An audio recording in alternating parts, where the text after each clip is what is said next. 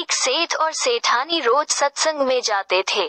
सेठ जी के एक घर एक पिंजरे में तोता पाला हुआ था। तोता एक दिन पूछता है कि सेठ जी आप रोज कहाँ जाते हैं? सेठ जी बोले कि सत्संग में ज्ञान सुनने जाते हैं।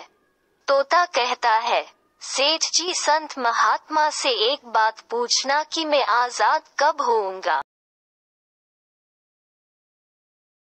सेठ जी सत्संग खत्म होने के बाद संत से पूछते हैं कि महाराज हमारे घर जो तोता है उसने पूछा है कि वो आजाद कब होगा? संत जी ऐसा सुनते ही बेहोश होकर गिर जाते हैं। सेठ जी संत की हालत देखकर चुपचाप वहां से निकल जाते हैं।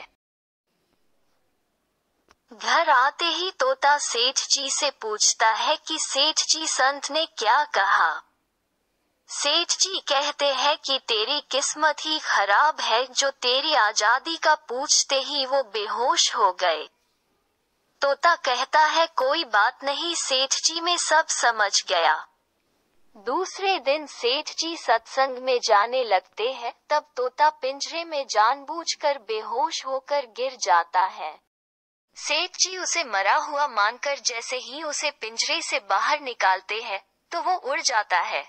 सत्संग जाते ही संत सेठ जी को पूछते हैं कि कल आप उस तोते के बारे में पूछ रहे थे ना, अब वो कहाँ है? सेठ जी कहते हैं, हाँ महाराज आज सुबह सुबह वो जानबूझकर बेहोश हो गया। मैंने देखा कि वो मर गया है, इसलिए मैंने उसे जैसे ही बाहर निकाला तो वो उड़ गया। संत ने सेठ जी से कहा कि देखो तुम इतने समय से सत्संग सुनकर भी आज तक सांसारिक मोह माया के पिंजरे में फंसे हुए हो, और उस तोते को देखो बिना सत्संग में आए मेरा एक इशारा समझकर आजाद हो गया। हम सत्संग में तो जाते हैं, हम सत्संग में तो जाते हैं, ज्ञान की बातें करते हैं, ज्ञान की बातें करते हैं या सुनते भी हैं, पर हमारा मन हमेशा सांसारिक बातों में ही उलझा रहता है।